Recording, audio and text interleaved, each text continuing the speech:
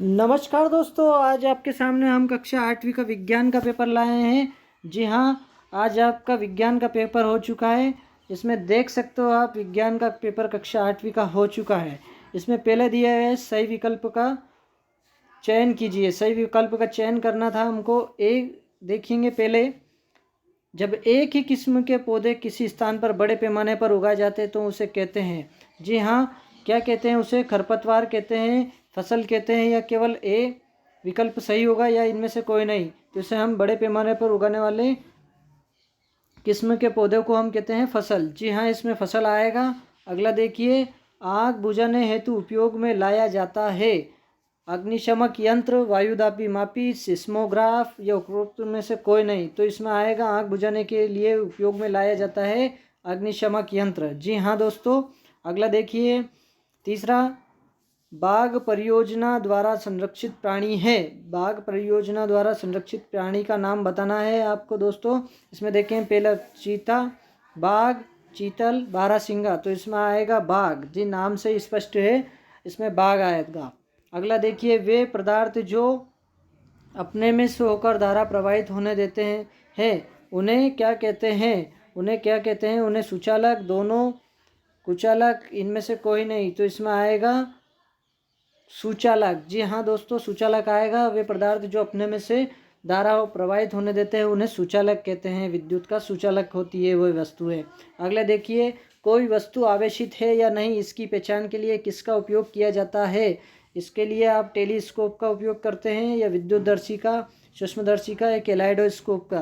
तो इसमें सूक्ष्मदर्शी का उपयोग, विद्युतदर्शी का उपयोग आएगा। जी हाँ, विद्युतदर्शी का उपयोग होगा। इसमें आवेश है या नहीं, इसके लिए विद्युतदर्शी का उपयोग किया जाता है। आगे देखेंगे, जून से सितंबर माह तक की फसल की बुआई की जाती है।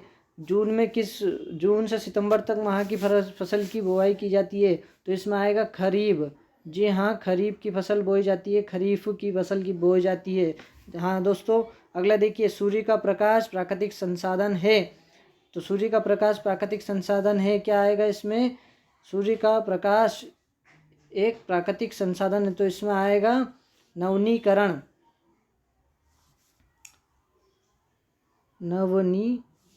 देखिए दोस्तों, नवनीकरण आएगा इसमें।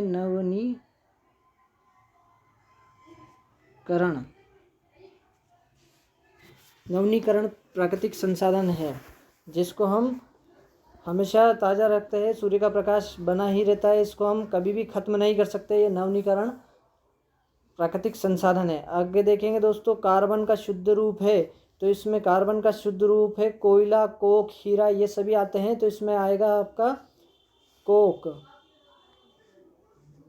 या कोयला। जी हाँ दोस्तों, कोक या कोयला आएगा। आगे देखेंगे, आशुद्ध जल का विद्युत का सुचालक बनाने के लिए प्रयोग करेंगे। आशुद्ध जल में कौन सा?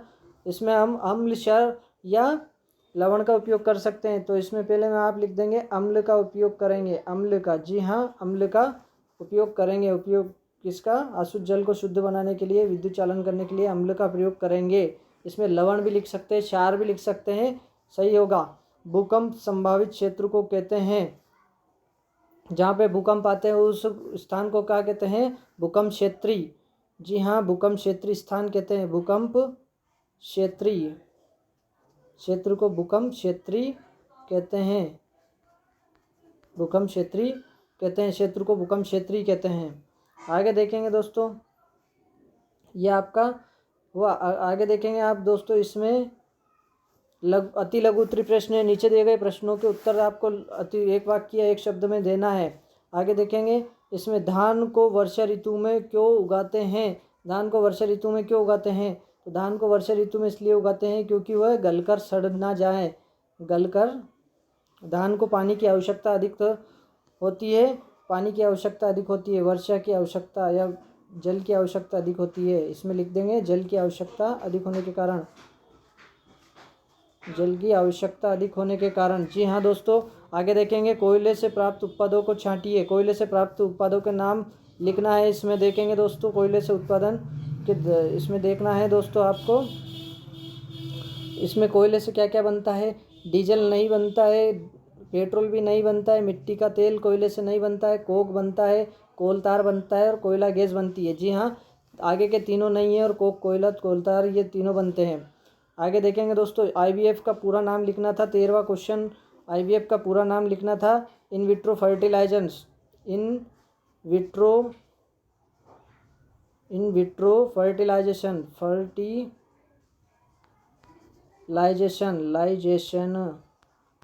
इन विट्रो फर्टिलाइजेशन आएगा, इन विट्रो फर्टिलाइजेशन। जी हाँ, ये थोड़ी सी राइटिंग में थोड़ा सा मालूम नहीं पड़ रहा है, तो इसका इन विट्रो फर्टिलाइजेशन होगा। अगला देखेंगे 14वां क्वेश्चन, किशोर अवस्था में अधिकतर किशोरियों के चेहरे पर फुंसियाँ और मुहासे क्यों आ जाते हैं? जी हाँ दोस्तों, इसका आप देखेंगे, इसमें आएगा किशोरियों को शरीर पर अधिकतर ये क्यों आ जाते हैं, तो इसमें आएगा आपका, देखेंगे आपका 14वां क्वेश्चन, सॉरी, क्यों आ जाती है किशोरियों के चेहरे पर, तो इसमें देखेंगे 14वां क्वेश्चन देखेंगे दोस्तों। 14 क्वेश्चन में है किशोरियों के शरीर पर चेहरे या फुंसे मुहासे क्यों आ जाते हैं? इसमें आते हैं हार्मोन्स की परिवर्तन कारण, हार्मोन्स परिवर्तन के कारण आते हैं। पेशी बल किसे कहते हैं? पेशी बल वह बल जो हाथों के द्वारा या पेशियों के द्वारा लगता है, उसे पेशी बल कहते हैं। पेशियों द्वारा लगने वाला बल या हाथों द्वारा, पेशियों द्वारा लगने वाला बल,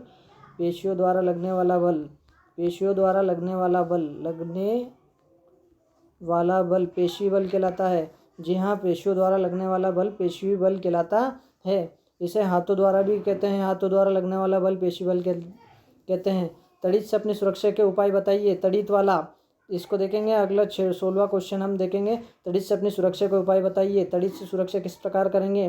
तो तड़ित होती है बिजली से तड़ित यंत्र का उपयोग करके, तड़ित यंत्र का उपयोग करके, जी हाँ दोस्तों, तड़ित यंत्र का उपयोग करके धरती पर लेट जाएंगे। अगला है तड़ित से बचाव के लिए खुले स्थान पर नहीं जाएंगे, घर के अंदर रहेंगे, कार के अंदर है तो कार में रहेंगे, ये होगा। आगे देखेंगे दोस्तों, लघु उत्तरीय प्रश्न का 17वां क्वेश्चन देखेंगे। ईंधन के रूप में एलपीजी और लकड़ी की तुलना कीजिए। ईंधन के रूप में एलपीजी और लकड़ी की तुलना किस प्रकार करते हैं? तो हम ईंधन में एलपीजी और लकड़ी की तुलना कीजिए तो लकड़ी महंगी पड़ती है और ईंधन क्या है, एलपीजी सस्ती पड़ती है दोस्तों। जी हाँ, जो एलपीजी गैस होती है वो एलपीजी गैस सस्ती होती है, भार में कमी होती है और जलने पर वो धुआं गैस नहीं छोड़ती। जी हाँ, धुआं नहीं छोड़ती और कार्बन डाइऑक्साइड की कम से कम मात्रा उत्पादित होती है, इसलिए वह इसमें ईंधन के रूप में सबसे अच्छी मानी जाती है एलपीजी गैस। इसका एलपीजी का पूरा नाम है लिक्विड पेट्रोलियम गैस। जी हाँ, अगला दोस्तों देखिए 18वां क्वेश्चन, जैवमंडल आरक्षित क्षेत्र क्यों बनाए गए हैं? कोई जैवमंडल आरक्षित क्षेत्र का नाम लिखिए। तो जैवमंडल आरक्षित क्षेत्र क्यों बनाए जाते हैं? जैवमंडल आरक्षित क्षेत्र जीवों को बचाने के लिए, जीव जंतुओं को बचाने के लिए जैवमंडल आरक्षित क्षेत्र बनाए गए हैं। इसके सतपुड़ा राष्ट्रीय उद्यान और मंडला आरक्षित सतपुड़ा और काना किसली नेशनल पार्क है, इनका नाम लिख सकते हैं। जी हाँ दोस्तों, अगला क्वेश्चन देखेंगे, लैंगिक और अलैंगिक प्रजनन जनन क्यों में अंतर बताना है। लैंगिक जनन वे जो जंतुओं द्वारा होता है और अलैंगिक जनन में जो जंतुओं के आपस में संलयन के द्वारा नहीं होते हैं, इनमें अंडे देते हैं और ये होते हैं। इसका उदाहरण बताना था, मेंढक में अलैंगिक जनन होता है और लैंगिक जनन मनुष्यों और जानवरों में जैसे हाथी घोड़ा इनमें होगा। अगला देखेंगे, किशोरावस्था में लड़कों में होने वाले कोई 3 परिवर्तन, चेहरे पर बाल आ जाना, शरीर में गठीला हो जाना और इसके अलावा शरीर में हार्मोन्स उद्दीपित होना और स्वरयंत्र का भारी हो जाना, ये होगा। अगला देखेंगे, बल किसे कहते हैं? किसी वस्तु पर लगने वाला दाब बल कहलाता है और इसमें बल के कोई परिवर्तन बताने थे तो बल के कोई परिवर्तन बताना था, जैसे किसी वस्तु का खिसकना, टेबल मेज पर पुस्तक का खिसकना आदि होगा। आगे देखेंगे दोस्तों, क्या शुद्ध जल विद्युत का चालन करता है? जी नहीं, शुद्ध जल का विद्युत चालन नहीं करता है। यदि नहीं करता है तो हम उसे चालक बनाने के लिए क्या करेंगे? उसको अम्ल या क्षार या लवण उसमें डालेंगे? जी हाँ दोस्तों, अम्लीय क्षार या लवण डालेंगे जब वो विद्युत का चालन कर सकता है। शुद्ध जल विद्युत का चालक नहीं कर सकता। आगे देखेंगे दोस्तों, दीर्घोत्तरी प्रश्न है। दीर्घोत्तरी का पहला क्वेश्चन देखेंगे। नाइट्रोजन चक्र का चित्र बनाना था। नाइट्रोजन चक्र का जो चित्र बनाना था, इसमें नाइट्रीकरण का बताना था। जो हाँ सूक्ष्म जीव इसमें जाते हैं, मिट्टी में हो जाते हैं, फिर नाइट्रोजन जो राइबोजियम रहता है, राइबोजियम से फिर वो नाइट्रीकरण का स्त्रीकरण होता था। सब बच्चों ने ठीक से पढ़ा होगा और चित्र अच्छे से बनाया होगा इसका। आगे देखेंगे दोस्तों, घर्षण हानिकारक है परंतु अनिवार्य क्यों? घर्षण वाला बताना था। घर्षण में हानिकारक है परंतु हानिकारक क्यों है? उदाहरण देकर समझाइए। घर्षण हानिकारक है परंतु अनिवार्य क्यों है? अनिवार्य इसलिए है क्योंकि दोस्तों इसके द्वारा हम चल पाते हैं और घर्षण के द्वारा ही वस्तु किसी कार चल पाती है, सड़क पर कार चल पाती है। अनेक कारण है, घर्षण हानिकारक है परंतु इसके कारण ही हम चल पाते हैं, ये बात सत्य है। अगला देखेंगे दोस्तों, ध्वनि किस प्रकार उत्पन्न होती है? ध्वनि किस प्रकार उत्पन्न होती है? निर्वात में ध्वनि उत्पन्न नहीं होती। ध्वनि यंत्रों के नाम बताना है। ध्वनि किसी भी वस्तु के द्वारा कंपित होने के कारण ध्वनि उत्पन्न होती है। और ध्वनि यंत्रों के बाद चित्र बनाना था, तो ध्वनि यंत्र के चित्र में जैसे बांसुरी हो गया, यह चित्र बना दिया आपके सामने दोस्तों। चित्र ये बांसुरी वाला चित्र हो गया, ऐसा बांसुरी आपको बनाना था। और एक और चित्र आप बना सकते हैं, इसमें तबला बना दो दोस्तों। जी हाँ, तो तबला बना देंगे। तबला दोस्तों, तो तबला या आपका तबला या ढोलक ऐसा कुछ भी ये आपका हो जाएगा। जी हाँ दोस्तों, तबला हो गया, ये ढोल तबला ये आदि ये हो गए। ठीक है, किसी दो इसके चित्र बनाने थे, इस प्रकार से आप चित्र बना सकते थे, तो आपके पूरे नंबर कहीं भी नहीं गए। अगला आप देखेंगे, परावर्तन किसे कहते हैं? परावर्तन किसे कहते हैं? परावर्तन के नियम चित्रों द्वारा बताइए। तो परावर्तन वह वस्तु, वह प्रकाश की किरण जो किसी सतह से टकराकर पुनः उसी माध्यम में लौट जाती है, उसे प्रकाश का परावर्तन कहते हैं।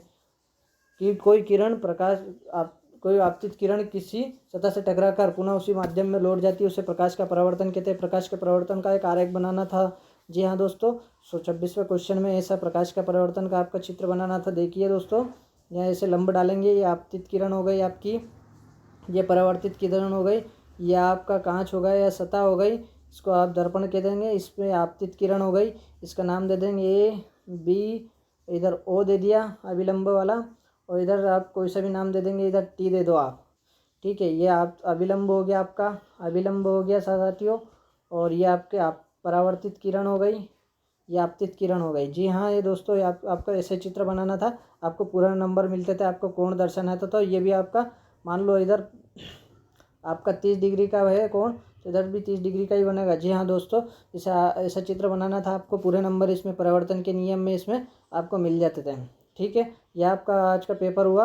अगले पेपर के लिए हम आपको यही शुभकामना देंगे दोस्तों कि आप सही से अच्छे से पढ़ाई कीजिए और सभी प्रश्नों को ठीक से समझकर हल कीजिए। जी हाँ, ये आपको, और हमारे चैनल को सब्सक्राइब और लाइक कीजिए और शेयर बटन को दबाकर शेयर कीजिए और अच्छे से प्यारा सा कमेंट कीजिए दोस्तों। ठीक है, नमस्कार।